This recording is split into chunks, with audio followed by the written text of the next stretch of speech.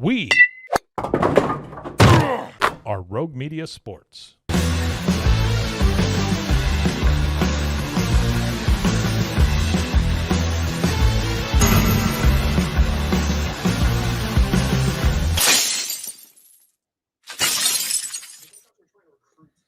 Hello, it is the Cam Show on Rogue Media Sports Network. Appreciate you guys tuning in live, high noon Eastern time, just as we are every weekday, and then available wherever you get your podcasts as well. I'm Cam Stewart. Zach Burke keeps us on the air. We're talking Red Sox again today, and guess what? Yes, we're still talking about the Rafael Devers trade because there's still things coming out about this trade, about this organization, how Devers is handling things in San Francisco, which is obviously, very different from how things went here in Boston, especially towards the end. We're going to talk about some more Red Sox dysfunction, and then we are going to turn the page a little bit because I also want to see where the Red Sox go from here.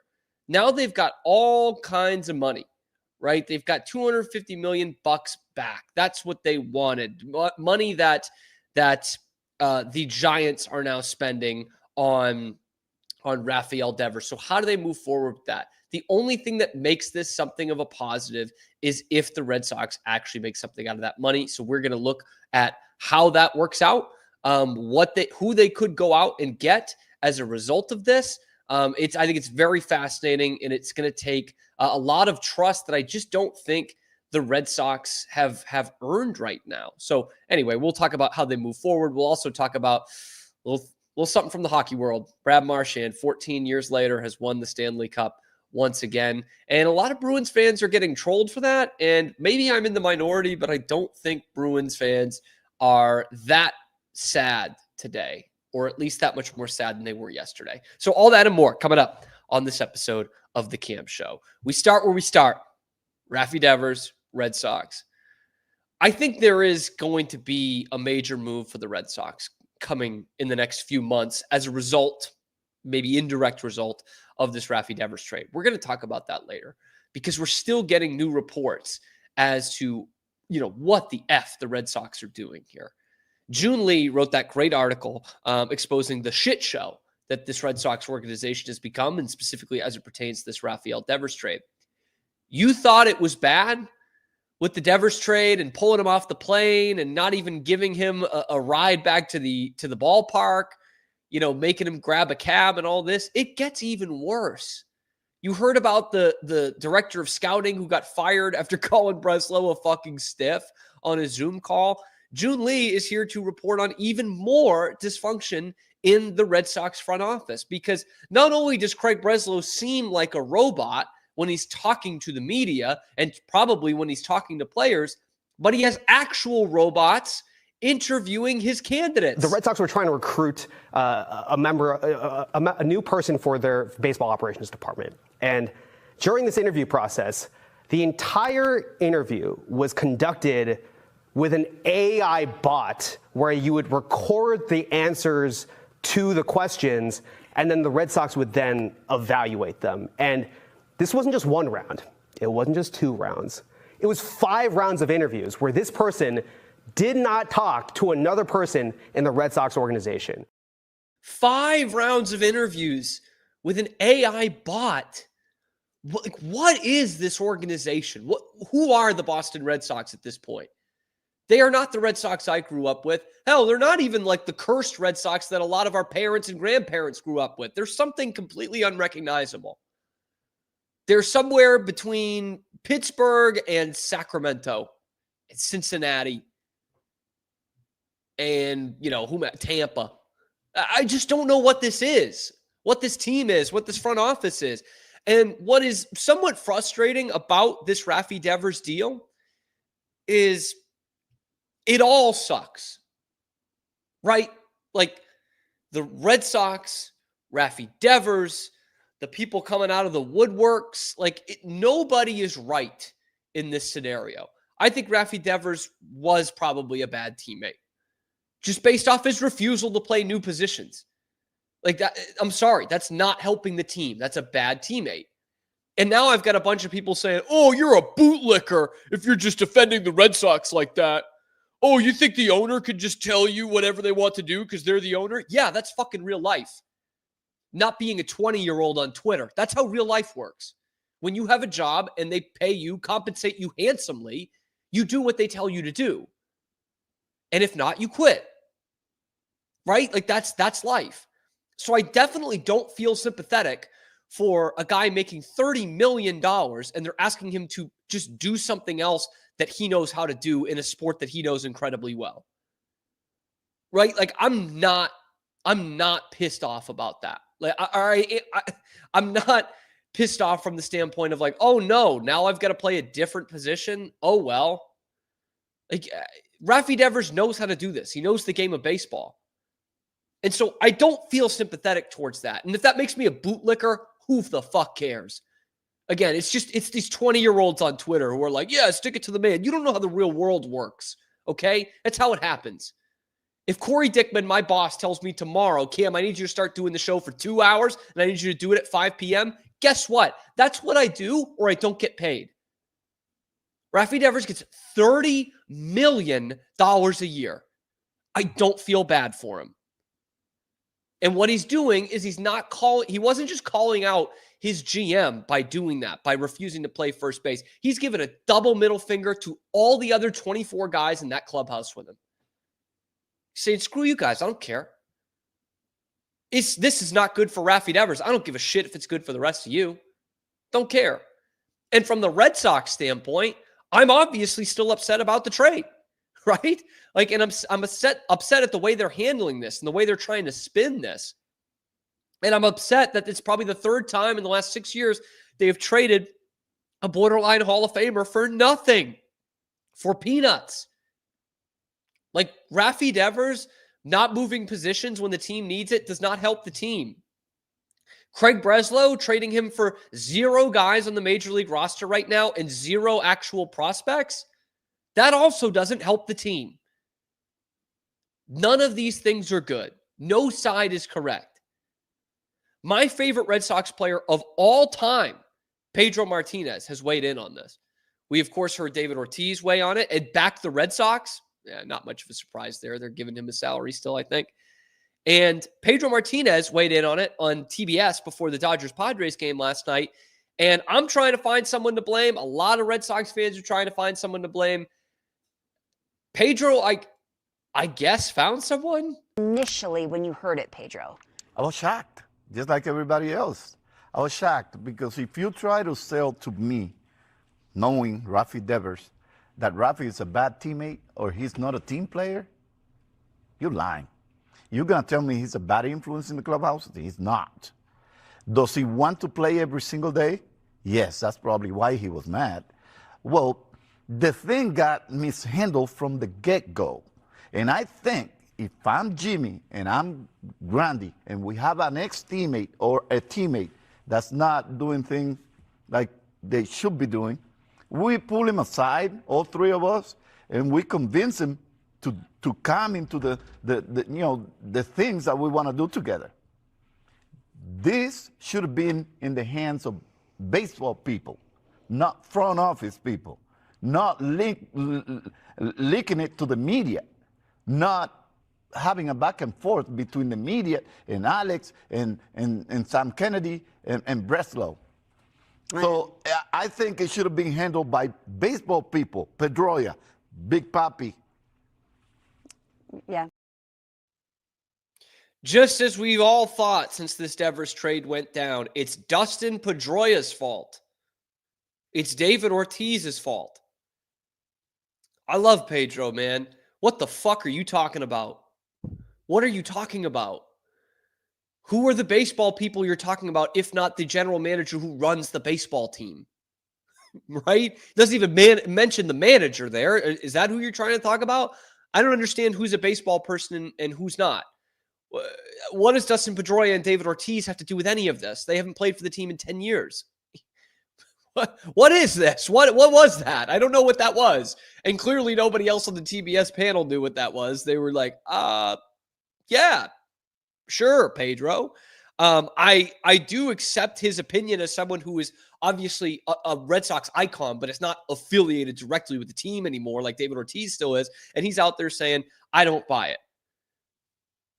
I at least respect that opinion. I do buy it. I do buy that Rafi Devers is a bad teammate. And again, I would use an example of like Pedro would go to the bullpen if his team needed him to. I absolutely believe he did. He did that in a do or die playoff game and pitched one of the best games of his life in 1999. So I do know that he would do that. And I look at some of the other superstars around this league, some who have played for the Red Sox, right? Mookie Betts.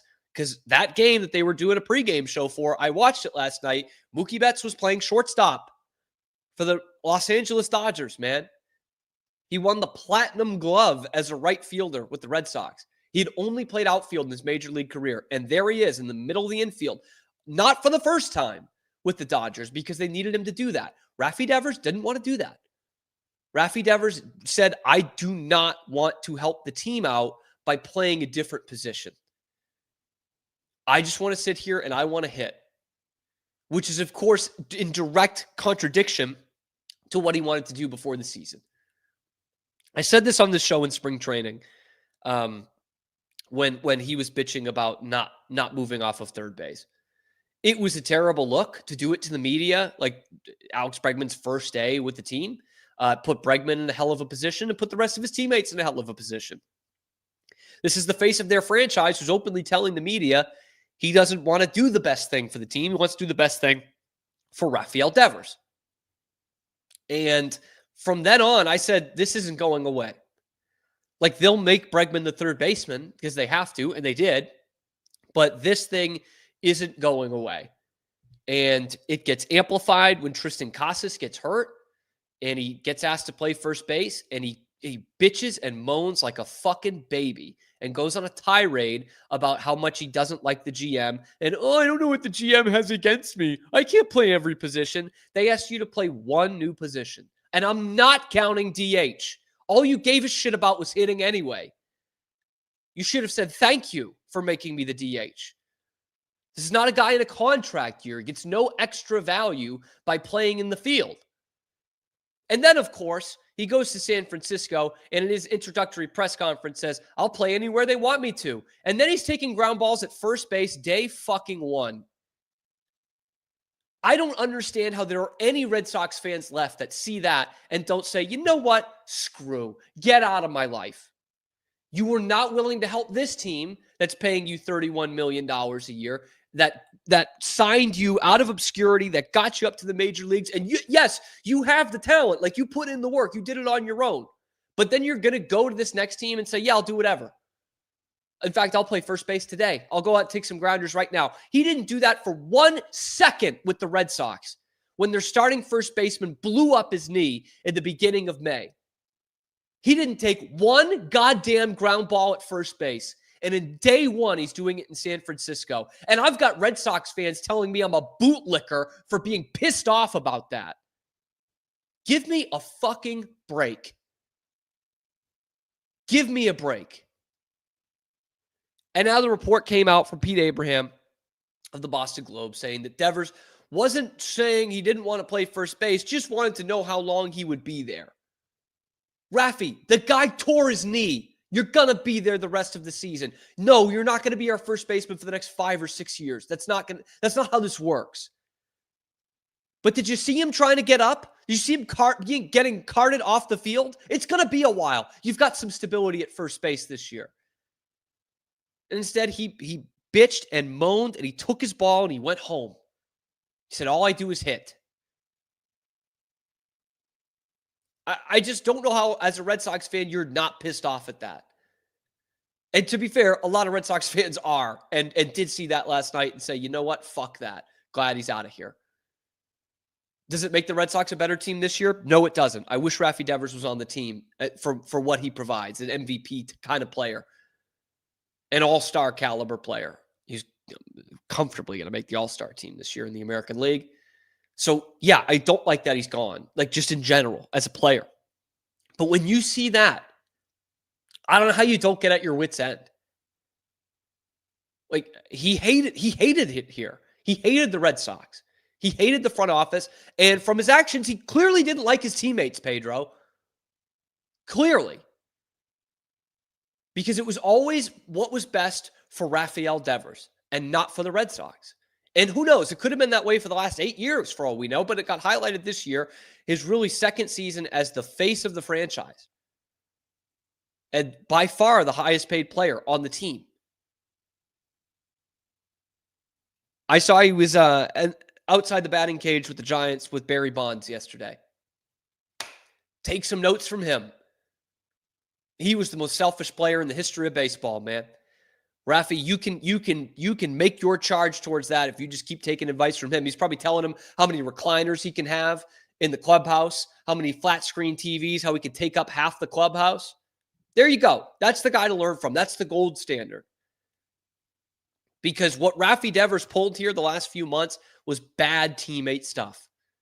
It's not Barry Bonds level, but it's absolutely something Barry Bonds would have done. Screw that. No, I'm not going to take grounders at first base. Why would I do that? To help my team? Why would I do that? It's sickening to see him do that day one, San Francisco. Like, what a joke. But then again, I'm not letting the Red Sox off the hook for this either. So who is more at fault, in your opinion? Let me know in the comments section below. Be sure to like the video, subscribe to the channel if you hated the Rafi Devers trade, if you think Rafi Devers was a bad teammate with the Red Sox. We are here live at high noon Eastern time on YouTube every weekday, and then wherever you get your podcasts as well. Check out all the other videos covering this trade, the Red Sox, and everything else going on in Boston sports. I'm your host, Cam Stewart. Zach Burke keeps us on the air 5 days a week. You just hated seeing that, man. Like that. We've gone so soft as a fan base if that doesn't piss you off, man. He didn't want to do that for your team. He didn't want to do that. And spare me the Nomar shit, by the way. One last thought. Spare me the Nomar shit.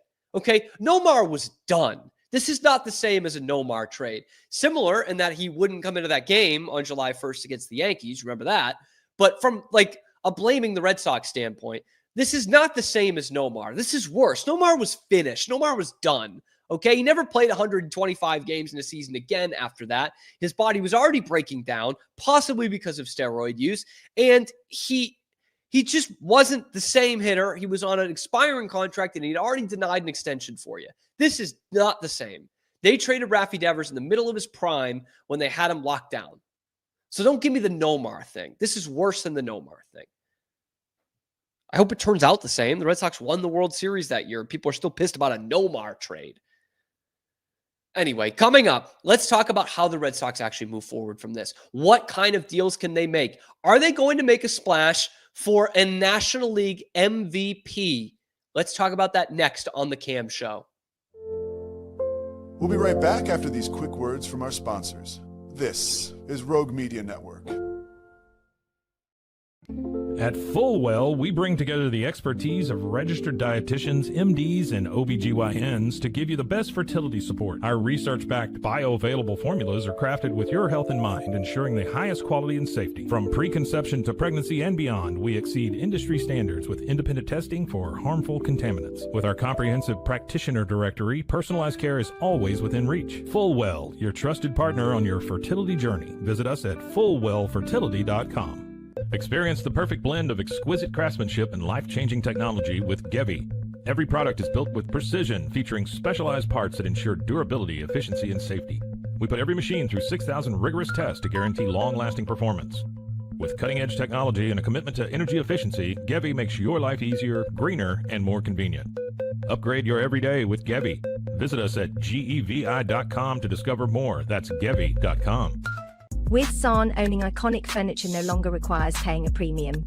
We use the finest materials like Italian top-grain leather, known for its durability and luxurious feel, and apply meticulous attention to detail in every piece we create. Our replicas are crafted with the same care and precision as the originals, but at a price that makes them accessible. With over 15,000 satisfied customers worldwide, we've proven that high-quality furniture doesn't have to come with a high price tag. Explore our collection today at sarn.com. At Covers & All, we've revolutionized protective solutions with cutting-edge, customizable covers, tarps, and curtains. Using advanced tech fabrics that are 100% waterproof, UV tear, and abrasion-resistant, we ensure lasting durability with hand-sewn double-stitch seams. Our commitment to quality, precision engineering, and customizable options is unmatched. With vertically integrated operations and express shipping, we deliver premier protection at affordable prices. Visit coversandall.com today for the perfect fit, guaranteed to last. And now, back to our show. Welcome back to the Cam Show. By the way, James Tibbs, the only somewhat prospect that came in that deal from San Francisco, started in Portland. He was in high A with the Giants organization, which has one of the worst farm systems in baseball. He's with Double A in Portland right now, went 0 for 4 in the old debut last night. Fire that thing up. But, okay, the Rafael Devers trade is done. It's over. He does not play for the Red Sox anymore. You really didn't get much in return. The only thing that you can kind of silver line here is the fact that they got $250 million back in a way. The Giants are taking all of that. So now you got money. And that's the thing that the optimistic Red Sox fans are throwing out there. Now you can go out and make some moves, right? Trade deadline and maybe next free agency. That's, I don't know that you got any better as a trade candidate after the Rafael Devers trade, but there's certainly still some flexibility there for sure. So how do the Red Sox actually do that? How do the Red Sox make a move that is actually going to make the Rafael Devers trade worth it? Well, The Athletic put out their big board of top trade candidates looking, a month and a half ahead of the trade deadline. And the Red Sox had 2 of the top 10 guys still, even after trading Rafael Devers. Amazingly, I don't think he was going to make the list. But at number 8 is Wilyer Abreu on that list. And at number 1, the best trade chip in all of baseball, Jarren Duran. We've talked about this trade before, what the packages might be. Philadelphia, San Diego, LA, Seattle was high up on that list. They got a great farm system. And there are absolutely some ones that I would trade Jarren Duran for. Duran has dipped a little bit in this 24 season, but he's still a super valuable player, mainly at his contract, right? He's not even ARB eligible yet. Like he's getting paid peanuts. And he was a top 10 guy in AL MVP voting last year, led the league in doubles and triples, and was the All-Star Game MVP. He's a terror on the base paths. He's an above average outfielder defensively, still a good top of the order kind of hitter. In fact, The Athletic says, to be clear, there's little reason for Boston to even entertain offers for Duran unless the return is substantial.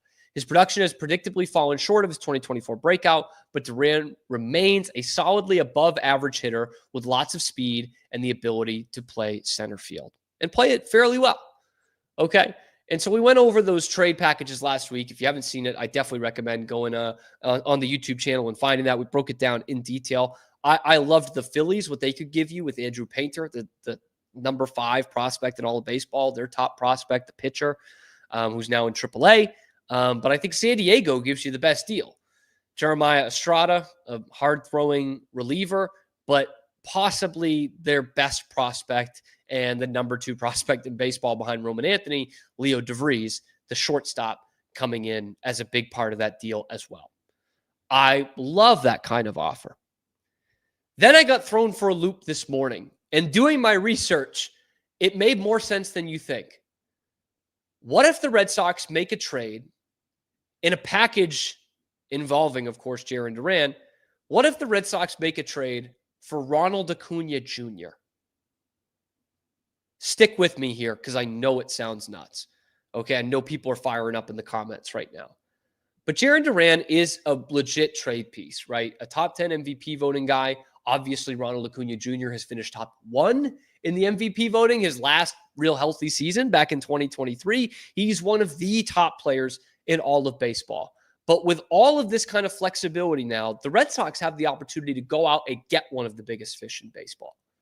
Okay? You've got guys like Jarren Duran, Wilyer Abreu, Brian Bayo, Tanner Houck. All 4 of those guys. I'll even throw Cedar Rafaela in there, a third outfielder in there. All 5 of those guys are on cheap contracts at the beginning of their careers and are major league contributors right now. Duran's an all-star. Tanner Houck was an all-star last year. Brian Bayo looks to be a top-of-the-rotation guy. William Abreu won a Gold Glove last year. Cedar Rafael is going to win a couple of Gold Gloves in his major league career. All of them, team control, low cost. Okay? So you can throw any of those two guys in there, plus prospects 2 through 4 in your system. Franklin Arias, Luis Perales, Josh Nixon Garcia, the password, and even someone like Kristian Campbell, who, again, rookie, bright future, one of the top prospects in baseball coming into this year, team-controlled, cheap contract, 8 years. It's the same thing for Rafaela. It's the same thing for Bayo. And you've still got Abreu, Duran, and Tanner Houck all on their rookie deals. So I'll give you 2 of those major league guys and 3 prospects in one of the top farm systems in baseball to the Atlanta Braves for Ronald Acuna Jr. Why would the Red Sox do that? That's pretty obvious. Why would the Braves do that? Well, there are a couple of reasons why. First off, they've got the 26th ranked prospect pool, farm system in all of baseball. Okay, this is not the Braves of 5 years ago. They are desperate to replenish that farm system. And you're going to get a good haul because Ronald Acuna Jr. is possibly on the best contract in all of baseball. I want to shout out and give a clip to one of my favorite podcasters, and that's called Podcast Doesn't Exist. Does a ton of baseball content. And I watched this a few weeks ago, and it reminded me of it. Ronald Acuna Jr.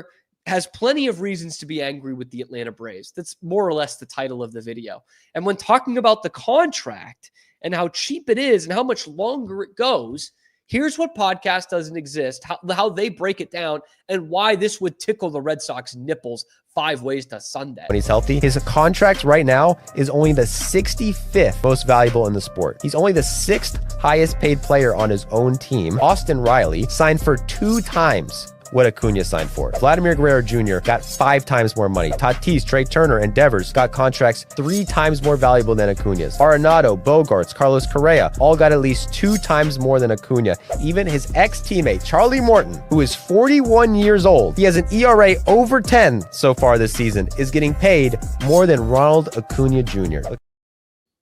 He's signed through 2029 at just over $10 million a year.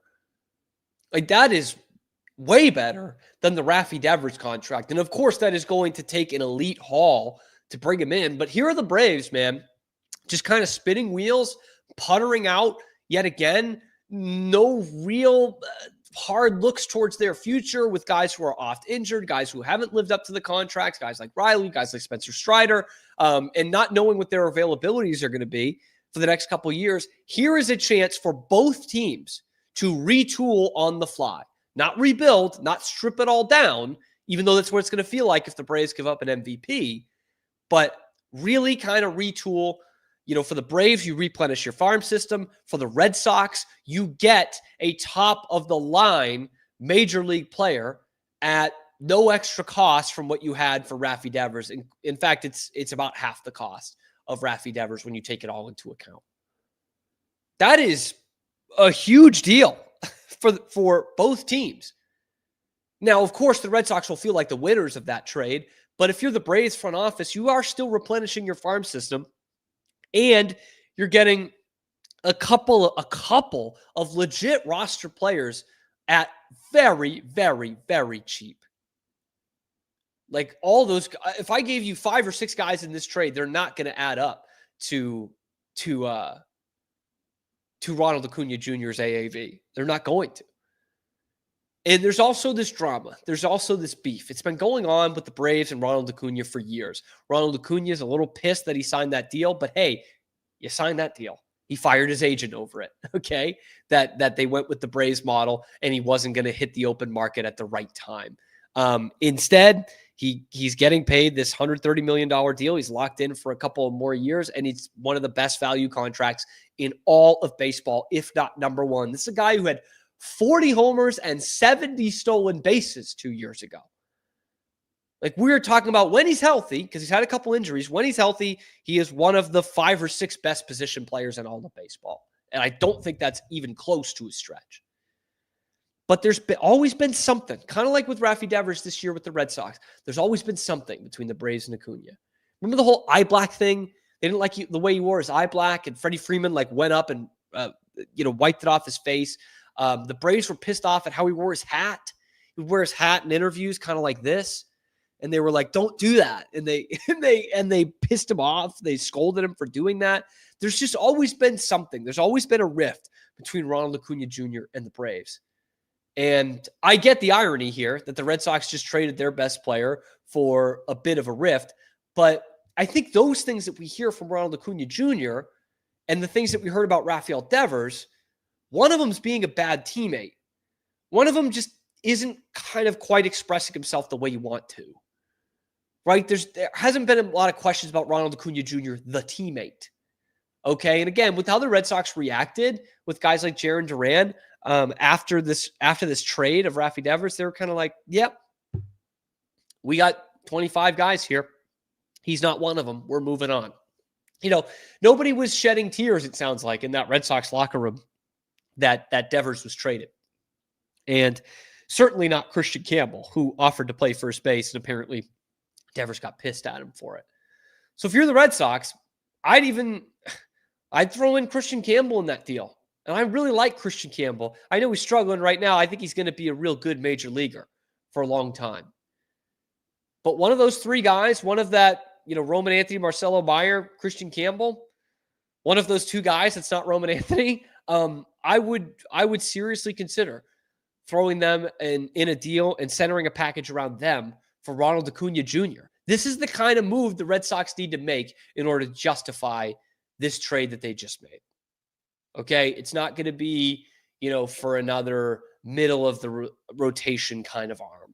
It's not going to be for a top-end relief pitcher. It's not going to be for a utility guy. It's not going to be for a fringe all-star. The thing that justifies saving that $250 million because of the Rafael Devers trade is to go out and get a superstar. And here's an opportunity, man. The Braves... most people didn't think the Red Sox were sick of Rafael Devers. Most people don't think the Braves are sick of Ronald Acuna Jr.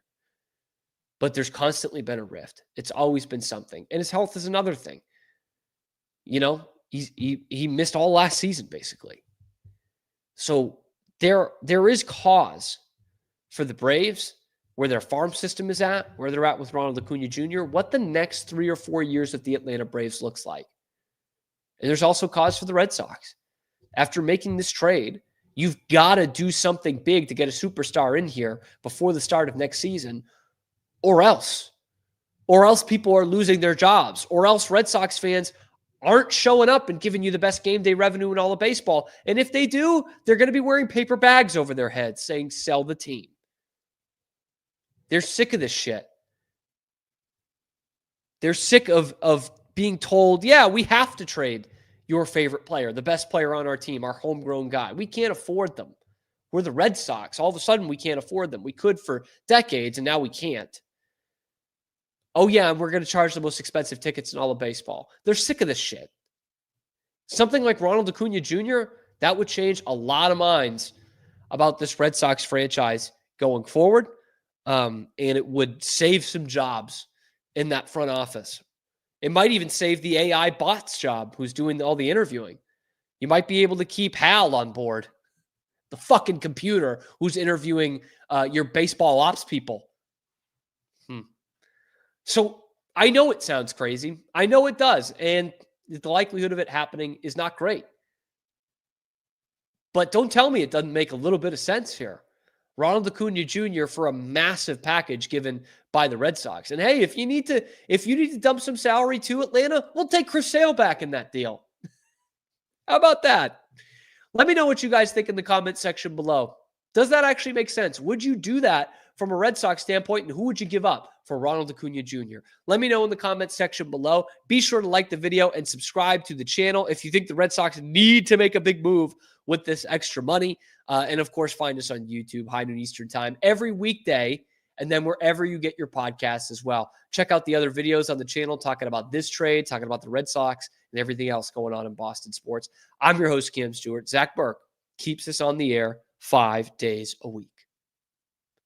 Shocking news, a shocking development out of the Cam Show. In the next segment, we are not going to talk about the Rafael Devers trade, at least not explicitly. For the first time in 5 days, we're not going to do that on this show. Brad Marchand is a 2-time Stanley Cup champion. Does that hurt Bruins fans? Does that sting? Because the rest of the league certainly thinks it does. We'll talk about it next on the Cam Show. We'll be right back after these quick words from our sponsors. This is Rogue Media Network. Protect your online privacy with NordVPN. Browse securely, access content from anywhere, and keep your data safe with military-grade encryption. Whether at home or on the go, NordVPN ensures your digital freedom. Stay secure. Download NordVPN today at nordvpn.com. That's NORDVPN.com. Elevate your experience with Grenco Science, the leaders in cutting-edge vaporizers. Whether you're at home or on the go, our sleek, powerful devices deliver smooth, consistent hits every time. Quality you can trust, innovation you can feel. Grenco Science. Take your vapor game to the next level. Visit us at GrencoScience.com.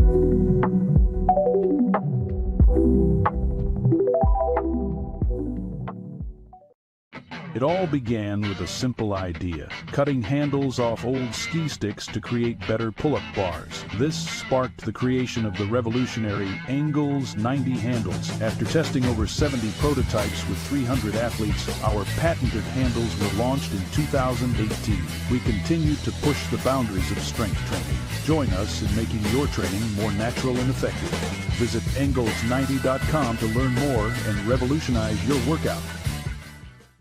Dive into adventure with Scuba.com, your ultimate destination for top-tier scuba and snorkeling gear. With over 20 years of experience, our expert staff, who've dived everywhere from the Galapagos to the Maldives, provides personalized advice to help you find the perfect gear for any underwater journey. Shop leading brands like GoPro, Aqualung, and Scuba Pro. Whether you're a beginner or a pro, trust Scuba.com for the best in diving equipment and expert guidance. Explore now at Scuba.com. That's SCUBA.com. Scuba.com. And now, back to our show.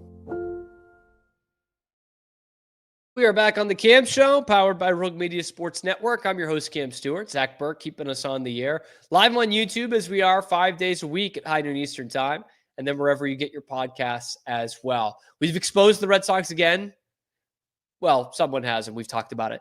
The AI bots that they're using to interview their baseball ops people. The real person behind this Red Sox trade and the fallout between Rafi Devers and the team was revealed by Pedro Martinez. You won't want to miss that. If you have, it's going to be on the YouTube channel, so check that out. Also, we talked about the potential blockbuster deal the Red Sox could pull off for Ronald Acuna Jr. That would make a lot of people just instantly forget about that Rafi Devers guy, whomever that is.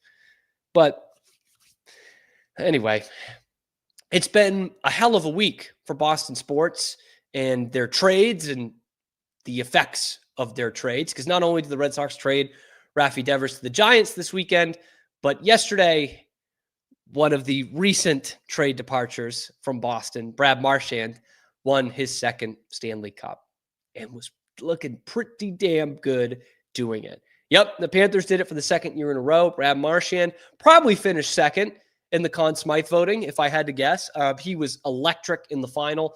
He had 6 goals in the Stanley Cup final, he was the first guy to do that since Esa Tikkanen did it against the Bruins in 1990. And then all it took was a Sam Reinhart 4-goal game in Game 6 to surpass that and be the first one to 7 in the Stanley Cup final since Wayne Gretzky back in 1985. But you see Brad Marchand, 14 years apart, Stanley Cup champion. One is a second-year guy in the league. The next is a 37-year-old. The family looked much bigger. It wasn't just his sisters and his parents in the stands like in Vancouver. He had his wife out there, stepson, couple of daughters as well. It was really like a touching moment for me to watch last night. Like I hate the Panthers. I root for Marchand. I wish he didn't have to do it with them. But like for all the shit he went through in between Stanley Cups, and I'm talking about crucial losses. You see the 2019 one right there. 2013, they lose in the final. Some of the drama that happened at the end, some of the things that I get bugged about with how the Bruins run their organization. It is it is really nice to see them, to see Marchand lift the cup again, and to see him be so valued at a place. It was pretty cool. But what I also saw after the game was a bunch of social media stuff. I think Chicklets was the first one. It was like these pictures of Marchand with the cup as a Panther. And it said, tag a Bruins fan to ruin their day. Or like, take that, Don Sweeney. And I had two prevailing thoughts out of this. First off, it's like, you're not going to ruin our day. All right. The Bruins already do that. Like, you know what I mean? They didn't. It's not like Brad Marchand beat the Bruins in the conference final and got to the Stanley Cup final and won. Like, that doesn't do it. And it's not like Brad Marchand left in free agency. Okay, he was traded. He wanted to go to the Panthers, it seems like. But honestly, who wouldn't? Like seriously, who wouldn't? It's not Montreal. It's not Toronto. It's not even Philadelphia, man. I know we hate the Panthers now, but they're the best organization in the National Hockey League right now, and he knew his play could fit right in. I don't even bash him for that. The other part of this, like, you're not going to piss me off because of this, because the Bruins already pissed me off, all right? I'm just as pissed off as 31 other teams that the Panthers won the Stanley Cup. No more, no less. The other part of this is that still, even after seeing Brad Marchand do this and win the cup again, and how it might just sting a little bit, especially with how good he was in the final, I don't think Don Sweeney made a bad move by trading him. Do I think the return could have been better? Yes. I said that at the time. It makes even more sense now with how valuable he was in the postseason. But in a vacuum, the Bruins trading Brad Marchand where they were in this season was not the wrong move. It wasn't. They weren't going anywhere. And no team with Brad Marchand as their second best forward this year was going to sniff anywhere near a Stanley Cup. He goes to Florida. He's about their sixth best forward. Super valuable in the postseason for sure, because he had a much different role on this team than he would have had with the Bruins. Do I want to see these Bruins legends retire with the team and only play for? Yeah, of course, all things being equal. But again, I ask, where did that get you with David Krejci and Patrice Bergeron? Where did it get you? It got you to the point where 2 years later, you sucked so bad and you managed your assets so poorly that you had to trade Brad Marchand. You had to. He was your best trade chip.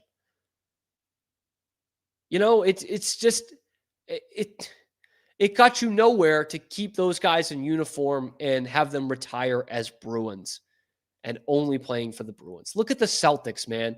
You don't think Paul Pierce should have retired as a Celtic? Of course he should have. But look what happened.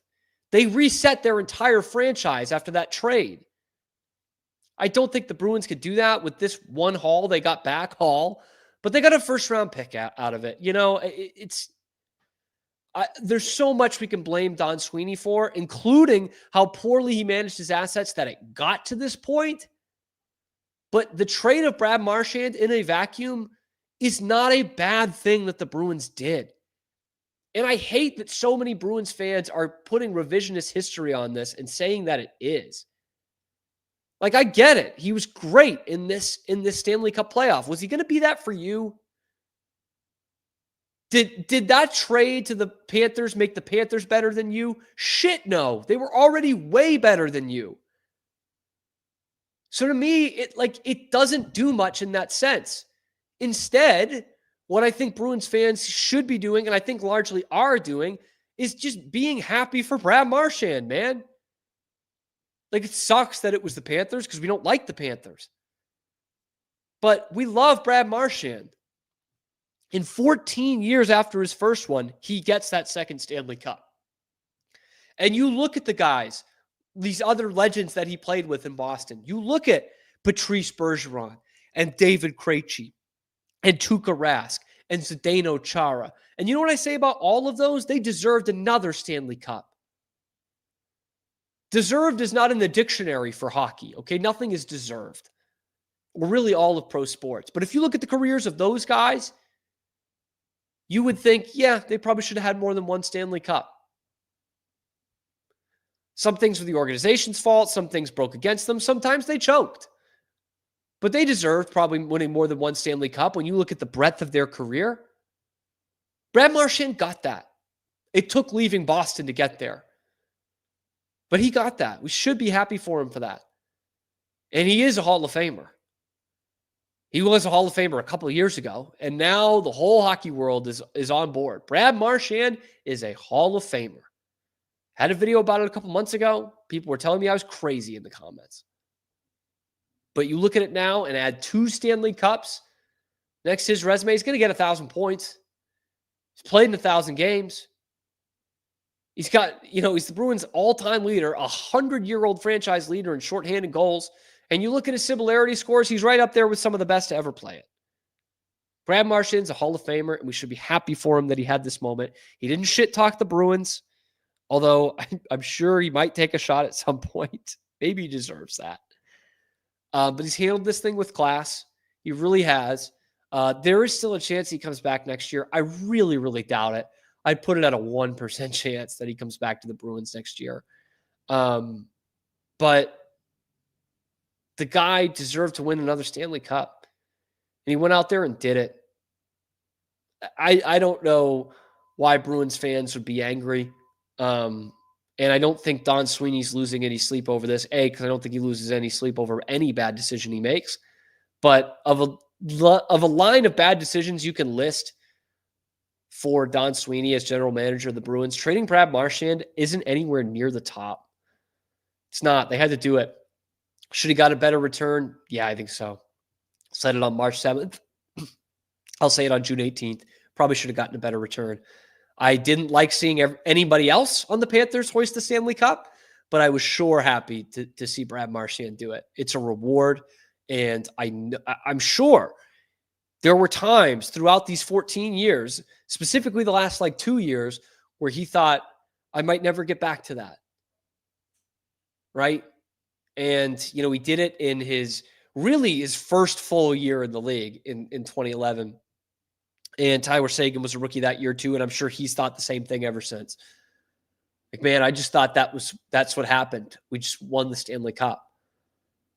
And it's much, much different to win it as a 23-year-old versus as a 37-year-old. So I'm really happy for Brad Marchand.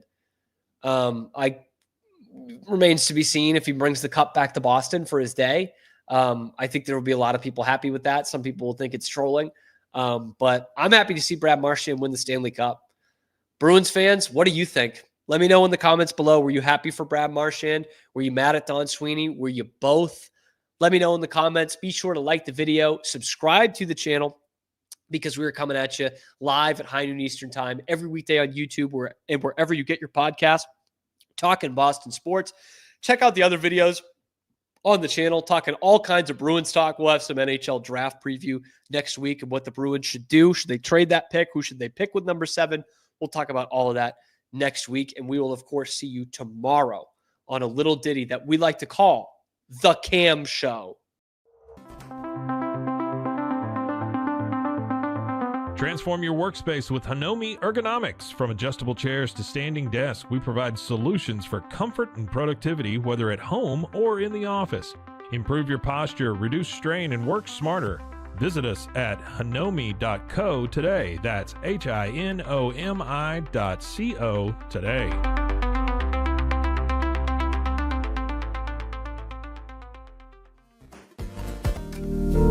Experience the future of secure private cloud storage with Internex. Protect your files with end-to-end encryption, ensuring your data stays private and accessible only to you.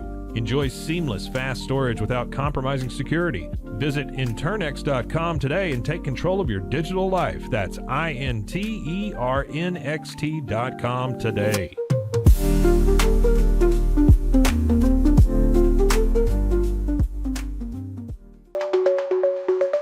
Protect your online privacy with NordVPN. Browse securely, access content from anywhere, and keep your data safe with military-grade encryption. Whether at home or on the go, NordVPN ensures your digital freedom. Stay secure. Download NordVPN today at nordvpn.com. That's NORDVPN.com.